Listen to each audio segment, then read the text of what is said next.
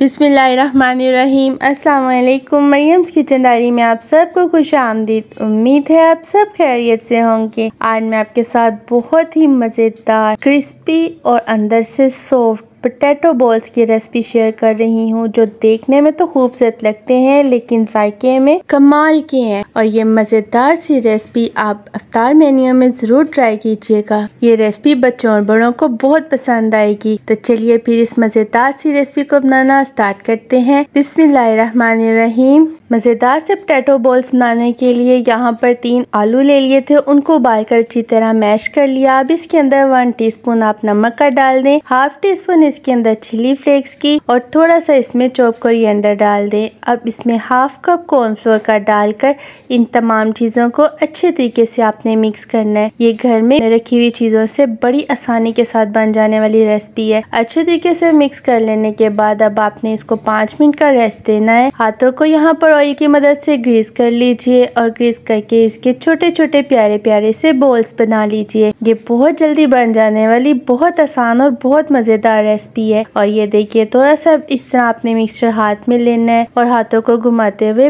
प्यारे से इसके छोटे छोटे से बॉल्स बना लेने हैं। इसी तरह ही सारे बॉल्स बना लेते हैं। जितनी देर तक मैं ये बॉल्स बना रही हूँ, आप मेरे चैनल पर नए हैं तो जल्दी से मेरे चैनल को सब्सक्राइब कर दीजिए और अगर आपने पहले से सब्सक्राइब कर दिया है तो आपका बहुत बहुत शुक्रिया। और लीजिए खूबसूरत से छोटे छोटे गोलू मोलू से बॉल्स तैयार हो गए हैं। ऑयल को गर्म करने के लिए रख दिया था और मीडियम टू हाई फ्लेम के ऊपर आपने इनको फ्राई करना है। डालते सार आपने यहाँ पर इनको नहीं हिलाना। जब ये खुद ऊपर आ जाए तो फिर आपने इनको हिलाना है और दोनों तरफ से खूबसूरत सा गोल्डन कलर आने तक फ्राई करना है। आप पोटैटोस बॉईल करके मैश करके रख लें। अफ्तारी से थोड़ी देर पहले इसके अंदर स्पाइसेस डालें और इसके छोटे छोटे बॉल्स बना के 5 मिनट में मज़ेदार से पोटैटो बॉल्स की रेसिपी तैयार कर लें। और ये देखिए माशाल्लाह खूबसूरत से हमारे पोटैटो बॉल्स तैयार हो गए हैं। आप इनका कलर भी देख सकते हैं, इतने खूबसूरत बने हैं, बाहर से क्रिस्पी और अंदर से इतने सॉफ्ट है, मलाई की तरह है और जायके में एकदम परफेक्ट। तो देखिए घर में रखी हुई चीज़ों से बड़ी आसानी के साथ इतनी मज़ेदार सी रेसिपी मिनटों में तैयार हो गई है। आप ये रेसिपी ज़रूर ट्राई कीजिए और कमेंट्स में मुझे बताइए कि मेरी ये मज़ेदार सी रेसिपी आपको कैसी लगी है। मुझे आपके फीडबैक का इंतज़ार रहेगा। मरियम्स किचन डायरी को लाइक, शेयर और सब्सक्राइब ज़रूर कीजिएगा। इंशाल्लाह फिर मिलेंगे एक नई और बहुत मज़ेदार रेसिपी के साथ। दुआओं में याद रखिए और मुझे दीजिए इजाज़त। अल्लाह हाफिज़।